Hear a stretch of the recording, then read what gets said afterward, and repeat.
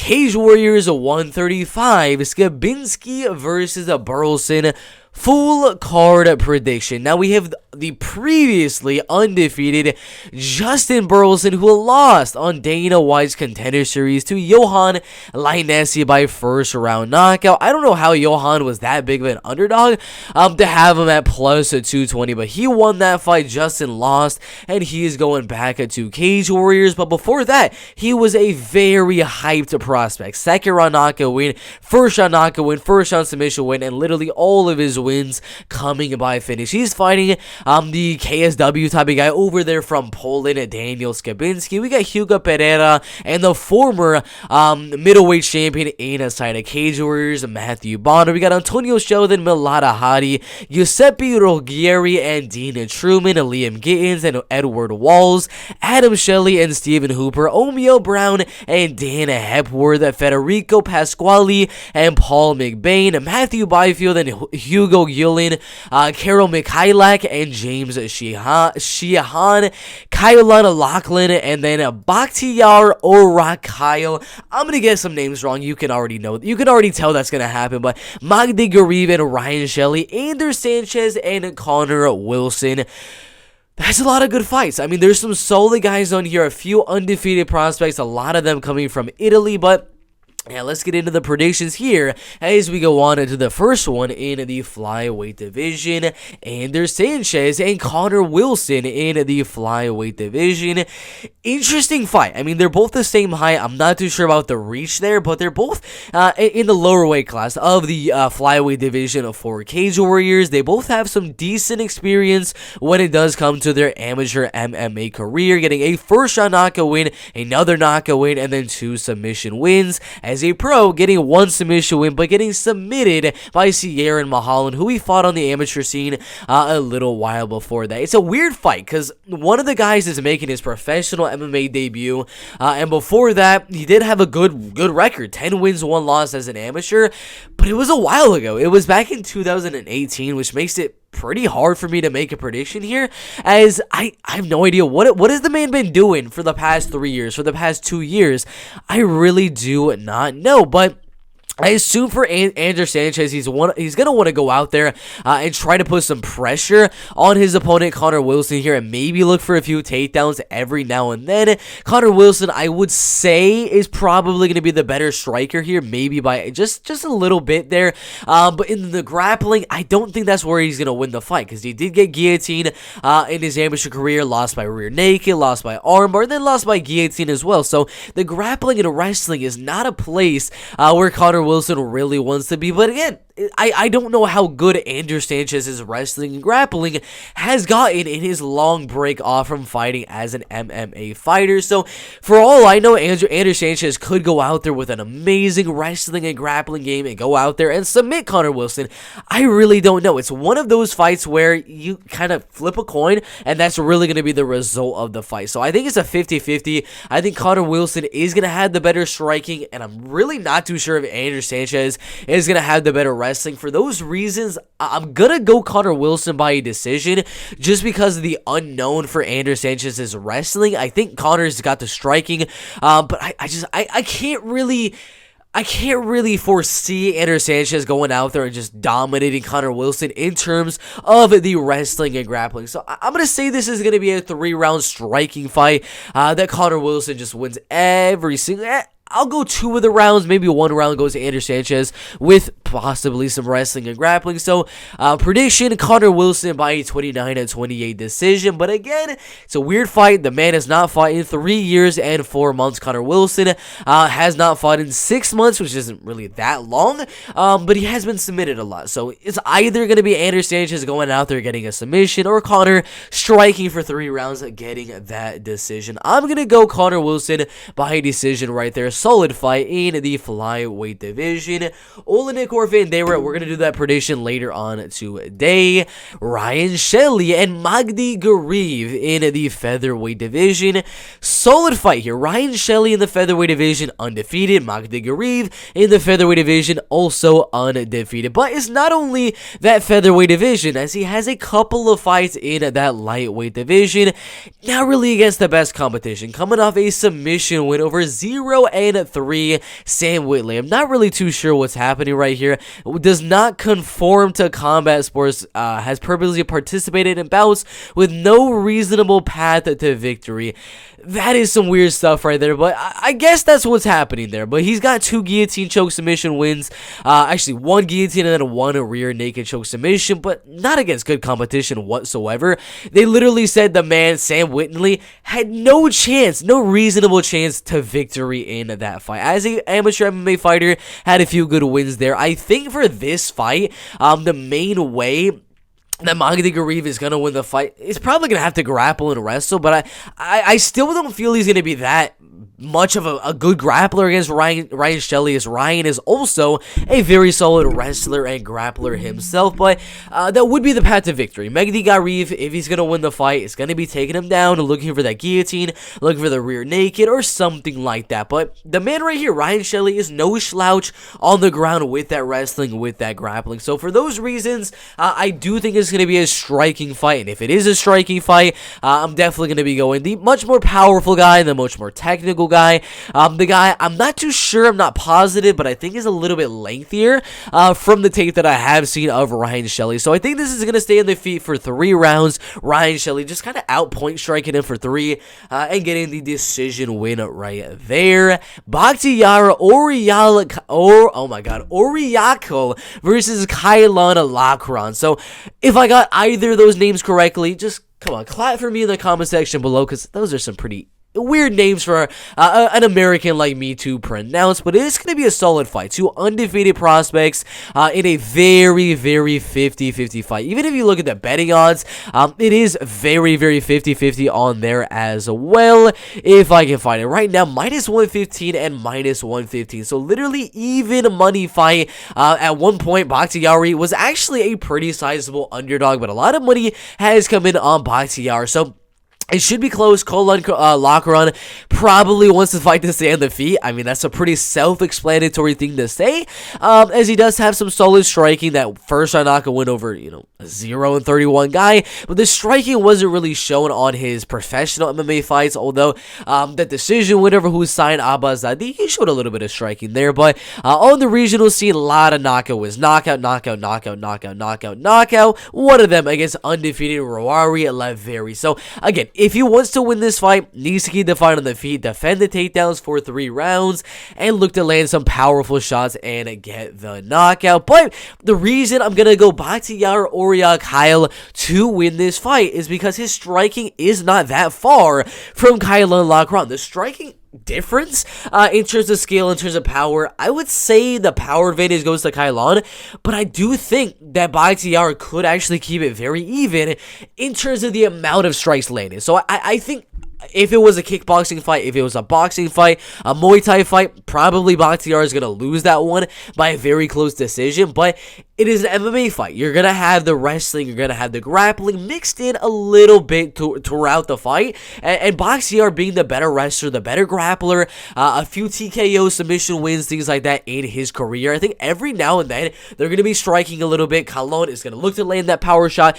and Bakhtyaar is going to mix in the takedowns. I'm not saying he's going to control Coalon on the ground or dominate him there, but the takedowns mixed in throughout the fight definitely give him a little bit of an edge when it comes to those judges' scorecards. I don't see a finish. Coalon has never been finished in his MMA career, so decision win for Bakhtyaar Oryakhail in the bantamweight division. Karol Michalak and Sheelan in the welterweight division. Solid fight. If it stays on the feet, it should be very, very close in my opinion, but there's going to be a little bit of grappling. It's MMA. There's obviously going to be some grappling mixed in. The predictions actually favoring the underdog in Michalak to win the fight. He's about a 2-1 underdog, which does tell you that a lot of people are high on this Karol Michalak guy. Got 3 wins, 1 loss, a couple of finishes here and there. Second round submission win, first round knockout win, and then an elbow knockout win right there. But if he's going to win the fight, I would probably venture to say he's going to need a finish here. I think he's the more powerful guy. guy, and I think he's got more of a chance to finish the fight on the feet than James Sheehan does in this fight. But James Sheehan does have the better grappling, and he does have the better wrestling. So with a guy like Karol Michalak, who does carry some pretty solid power in his hands, pretty technical striker, can definitely land that shot and knock out James Sheehan in the fight. That is why the Tapology predictions are pretty close, is because the power of Karol could definitely make it very, very interesting. But James Sheehan, he's also no slouch on the feet. I think he should keep it fairly even in terms of the striking, and with the grappling advantage, he's got 2 submission wins in his Cage Warriors and Bama MMA career, and then a couple submission wins as well as an amateur. That wrestling and grappling advantage will be mixed in throughout the fight. I don't know if he'll finish Karol Michalak in the fight, so I'm gonna go with decision for James Sheehan. So it's a close fight, but I got James Sheehan by a decision. Hugo Guillon and Matthew Byfield in the light heavyweight division. Yeah, pretty easy prediction. Hugo Guillon, solid kickboxer, solid kicks. That's kind of all you can really say for a guy like Hugo Guillon, who's got a knockout win. He did get that one around 5 months ago, but he has really no grappling. He's got really no wrestling, not really anything in the clinch or anything like that. The whole ground game for Hugo Guillon, yeah, if he goes on to and faces any opponent that has really any wrestling and grappling, probably going to get destroyed. Matthew Byfield does not only have really solid wrestling and grappling, but he's also a very, very solid striker as well. As an amateur, he got 4 unanimous decision wins, only losing way back in 2015, and to Loughran, who's doing amazing inside of Bellator right now, getting a knockout win twice in a Bellator. So that's one of his losses right there, is to Loughran. The other one against Pauline Bagay right there. Another super solid guy that's only lost to Umar Sai, one of the best prospects over there in France as of right now. So he's losing to very legit guys. Hugo Guillon, I mean, that is such a step down in competition for Matthew Byfield. Matthew should go out there and pretty much maul Hugo Guillon here, whether he goes out there, pressures Hugo, and knocks him out at the back of the cage, or he takes down Hugo and ground pounds him, submits him. It really doesn't matter. Matthew Byfield should have a fairly easy way and a fairly easy path to victory here, getting a finish. I don't know how. I don't know if it's a submission, TKO, ground and pound, whatever the case may be. Finish for Matthew Byfield right there. Federico Pasquali and Paul McBain in the catchweight division of 150 pounds. Undefeated Federico has a record of 6 wins, 0 losses, 3-0 as an amateur MMA fighter. He fought for a while, 2018 and 2019. Got a submission win and a second round knockout win. Then in 2020, he started to pick up things a little bit, getting a first round knockout win over undefeated Emilio Angulo, and then a second round submission win over Luca Marzioni right there. So he's getting some decent wins over there inside of Venator FC, which is a pretty legit organization over there in Italy. It's pretty much the only organization over there in Italy. So that's where all the guys go to fight over there. But this is a humongous step up. All of these guys right here have losing records, or they're kind of like at the beginning of their career. One more loss will put them into that losing record range. Now he's fighting Paul McBain. This is a tough fight for him. Paul McBain only losing to Aiden Lee and James Hendon, 2 legit grapplers inside of Cage Warriors. They're very, very legit guys on the ground. He did get submitted by those guys, but other than that, the man has shown amazing striking. He's got a lot of power in his hands, and he could honestly take the fight to the ground if he wanted to. But for this fight here, the main ways I see both guys winning: for Federico, take down, wrestle, grapple for the decision, or get a submission win in this fight, because that is the only way I really see Paul McBain losing, is he gets taken down, he gives up his back, and then he gets submitted. That's how Paul McBain loses all of his fights. That's how he would lose his fight to Federico Pasquali, but it shouldn't happen. It should be a striking fight. Federico has not faced as good of a striker as Paul McBain. Paul McBain has a pretty solid cast thing. He's got more power, he's got more speed, more technique, just the overall better striking. And I think for this fight, I'm going to go knockout. The only guys he wasn't really able to finish were Leon Manning right there, and then Steve Amabile. Steve Amabile, very, very solid guy. 17 wins and 8 losses on a 3-fight win streak, beating some really solid guys. Only losing to Jordan Vucinovic, and then Mads Burnell right there. So that's one of the guys he could not finish. The other one being Lloyd Manning. So the guys he's not able to finish, previously undefeated, or they're very, very solid inside of Cage Warriors. Now, he's fighting a guy that is nowhere near fought the level of competition as Paul McBain. Paul should knock him out in the first or second rounds. Dan Hepworth and Omiel Brown in the welterweight division. Two things will happen here. Either Dan Hepworth keeps the fight on the feet and outstrikes Omiel Brown for 3 straight rounds and wins a decision. That is one outcome for this fight. The other outcome for this fight is going to be Omiel Brown going out there, getting outstruck for a little bit, finding some way, maybe a takedown, maybe Dan Hepworth comes in a little bit too much, and Omiel literally just hops a guillotine. That is really the only way I see Omiel Brown winning. I think the striking, there's a pretty big advantage for Dan Hepworth there.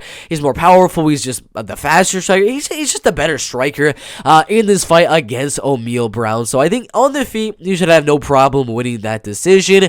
But on the ground, that's where it gets very, very interesting, because every now and then on the amateur MMA fights that Dan Hepworth does have, he does tend to take the fight to the ground every now and then, which is definitely not a good idea when you're fighting a guy like Omiel Brown with literally all of his wins coming by guillotine, choke, submission. But yeah, it's an interesting one. Either Omiel Brown by submission or Dan Hepworth by a decision in the striking.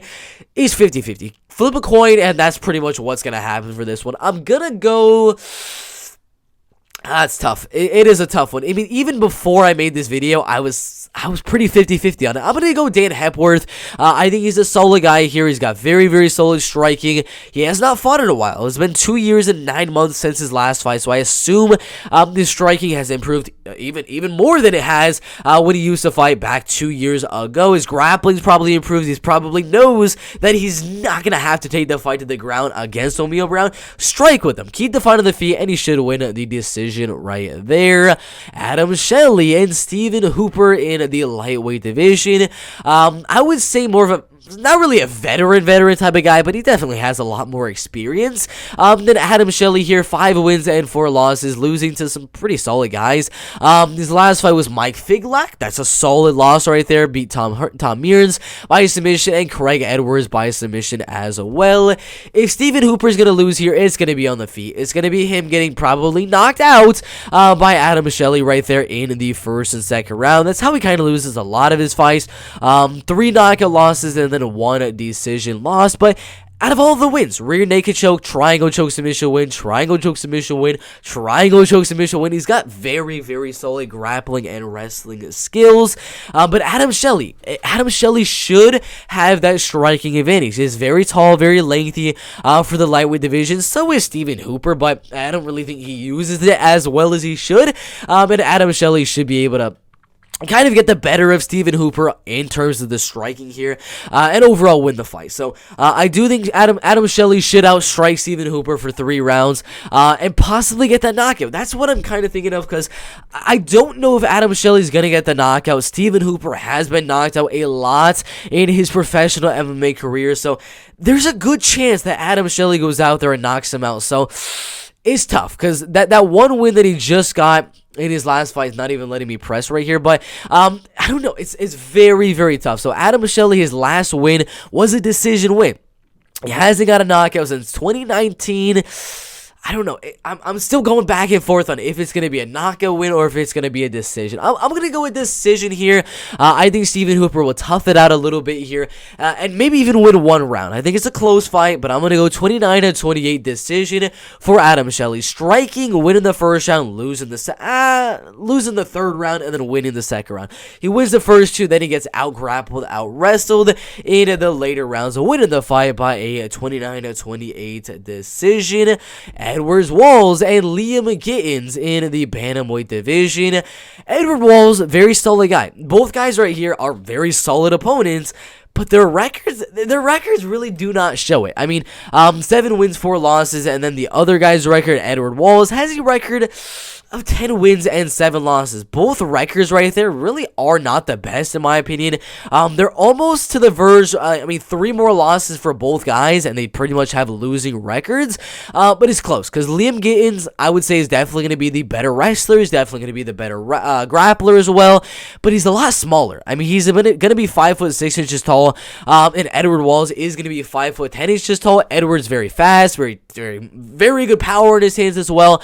And that's what does concern me for the fight, is that Edward Walls, very athletic, physical guy, very good striking, pretty solid power in his hands, pretty fast striking as well. If he's able to defend the takedowns here, he should win the fight. I'm going to say that he should honestly go out there and win this fight on the striking. He does mix in a little bit of grappling in a few of his fights, not against, the best competition type guys out there, but he is losing to legit guys. Dennis Silva by split decision, Alexandre Ribeiro by split decision, Steve Amable by decision, Aiden Stephan by decision. He's losing to very, very legit guys, and I'm gonna go Edward Walls to win. I don't think he knocks out Liam Gittins. He did get knocked out by Geraldo Fanny right there, but Edward, I don't think he's gotten a knockout win in the last 3 years, so he does have the power to do so, but I think we'll see a decision. Edward Walls, keep the fight on the feet, defend the takedowns, and win the fight by a decision right there. Giuseppe Ruggeri versus Dean Trueman in the featherweight division. Giuseppe, I mean, you look at the record, it is very solid. That does lead a lot of casual type fighters to be like, oh, I'm going to go Giuseppe to win. I mean, 7-0, 10-7. Oh, for sure, Ruggeri's got to win the fight. It's not really the case. I mean, 91% are going Ruggeri to win the fight, which is absolutely bonkers to me. I mean, he does have power in his hands. First round knockout win, third round knockout win, third round submission, and then an arm bar submission win. None of the guys he's beaten have been anywhere near the level of Dean Trueman. Dean Trueman is a much better opponent here. I would say he's going to have the striking advantage. Grappling is probably 50-50, but yeah, it's one of those fights I think the veteran here should show that the underdog is first loss. Dean Trueman only loses to other very solid veterans. Mads Burnell, who just fought on the main event. I have hiccups right now. Just fought in the main event of Bellator not that long ago. Morgan Charrier, very solid guy in Cage Warriors. And then George Hardwick. I mean, these are all legit guys in the Cage Warriors featherweight division. So, I don't think Giuseppe's up to that. I think his wrestling is good. His grappling is good. His ground and pound is very, very solid. So, there's a possibility he can get a finish here. But it would have to be on the ground. And I don't see him dominating Dean Trueman here and getting that submission win, getting that TKO win. So, I see the fight staying on the feet. And I see the undefeated Giuseppe Ruggeri surviving. I think he's an undefeated guy. A lot of undefeated guys tend to lose their first fight by decision from what I see in a lot of those ones, but I don't see a finish here. I see Dean Trueman going out there, defending a lot of takedowns, like a lot of takedowns from Giuseppe, and then just outstriking him. He's got the better cardio, in my opinion. He's got the better pace, the better speed, slightly more power as well, so Dean Trueman by a unanimous decision. Milad Ahady and Antonio Sheldon in the featherweight division. Antonio Sheldon with a record of 5 wins and 2 losses right there. Milad Ahady with a record of 3 wins and 1 loss. It's a close fight. It's a very, very close fight. 80% are going Sheldon, the underdog, probably because he is from England and the Cage Warriors fans are probably just flooding those Tapology predictions. But yeah, he's got a few knockout wins on his record, 11-13, 6-2 isn't really that bad, but he does not have the better striking here. Yeah, he's got a few knockout wins on his record, but if he's gonna beat a guy like Milad Ahady, it's gonna be him just going forward, winging punches and cracking the shit on Milad and knocking him out, or Antonio going out there wrestling and grappling and winning the fight on the ground.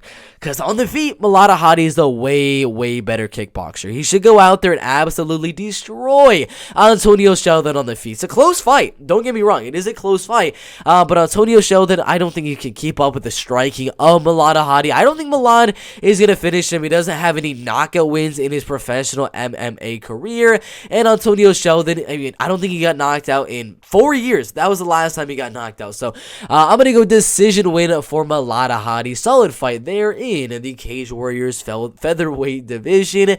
Hugo Pereira and Matthew Bonner in the catchweight division of 177 pounds. Matthew Bonner, solid guy here. 10 wins, 7 losses, and 1 draw. A lot of those losses very early in the man's career. He just got off a loss by decision to Dejati Milan, who's about to fight Cage Warriors 136, which is about in 2 days, I'm pretty sure. And he is in the main event there against Christian Leroy Duncan. So that is the guy that he has been losing to. A very solid guy. So Matthew Bonner fighting Hugo Pereira, I think it's like 40 years old or something like that. This should be an easy win. That's an easy win for Matthew Bonner. He's more powerful. He's got more experience. He's younger. He's taller. He's lengthier. Former Cage Warriors champion. Knockout. Matthew Bonner, KO first or second rounds. Daniel Skibinski and Justin Burlinson in the welterweight division. Justin Burlinson, he's coming off a bad loss, getting knocked out pretty badly in that first round against Yohani Leonesi in that last fight. That's a solid guy. Yohani Leonesi is a very legit prospect over there. He's pretty old. I would give him that, but I believe in a few years' time, Justin Burlinson will have the skills to beat Johan Leonesi. And will probably be in the UFC in a few years' time. He's 24 years old. He's going to be the taller guy in the fight. He's going to be the lengthier guy in the fight with Daniel Skibinski. He's going to be the more powerful guy, in my opinion. Getting that knockout win over David Baer, Wendell Lewis, submission win on Masiek, and then the knockout win on Tommy King. But he's a much better striker. Taller, lengthier, more powerful, more speed, and he should absolutely destroy Daniel Skibinski on the feet. But you don't know. Daniel Skibinski is a much better wrestler and grappler. He could go out there, take the fight down, wrestle and grapple, and beat Justin Burlinson. That is a possibility for this fight. But I'm gonna go Justin Burlinson by knockout in the second round. I think Daniel will survive a little bit here.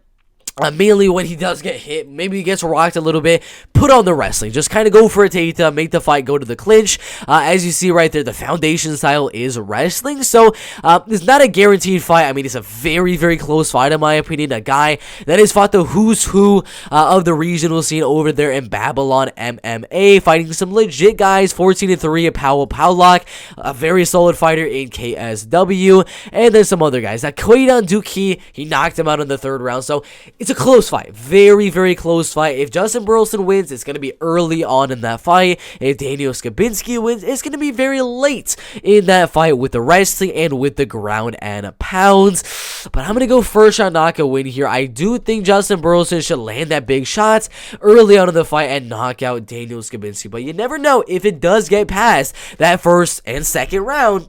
Daniel Skibinski is going to win all day. So I'm really riding on the fact that I don't think the fight's going to go that far. And I think Justin Burlinson will knock him out early. Really good fight in the welterweight division.